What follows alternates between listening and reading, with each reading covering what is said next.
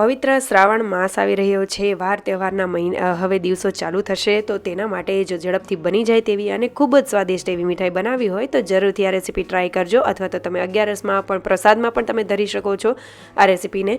તો સૌથી પહેલાં આપણે એક વાટકીનું માપ લઈ લેશું. આ વાટકીના માપથી જ બધું મેઝરમેન્ટ લેવાનું છે, અને તે વાટકીના માપથી સામો લઈ લેશું, તેને મિક્સર જારમાં એડ કરી દઈશું. તે વાટકીના માપથી જ 4.5 વાટકી મેં દૂધ ગરમ કરવા માટે મૂકેલું છે. દૂધ ગરમ થઈ જાય એટલે કેસર એડ કરી દઈશું અને તેને થોડું એવું ગરમ થવા માટે રાખીશું, બહુ ઉકાળવાનું નથી. હવે સામાન્ય આ રીતે આપણે જે રવો હોય ને એ રીતનો પાવડર કરવાનો છે, મતલબ ગ્રાઇન્ડ કરવાનો છે. જો તે વધારે મોટા દાણા હોય તો તેને ચાળી લેવો. હવે એ જ વાટકીના માપથી ઘી ગરમ કરવા માટે મૂકીશું અને તેમાં સામાન્ય એડ કરી દઈશું, અને ત્યારબાદ તેને લો ફ્લેમ ઉપર ગોલ્ડન બ્રાઉન કલરનો થાય ત્યાં સુધી કરી લેશું. હવે ગરમ ગરમ દૂધ આપણે એડ કરી દઈશું અને મિક્સ કરી લેશું.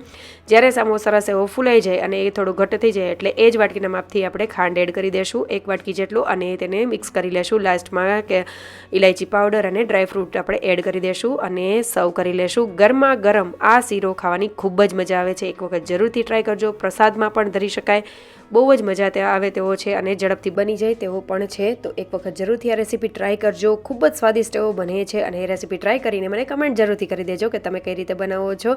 જો રેસીપી સારી લાગે તો લાઇક, શેર અને સબસ્ક્રાઈબ કરજો. ફોલો કરવાનું ભૂલતા નહીં. Thank you for watching.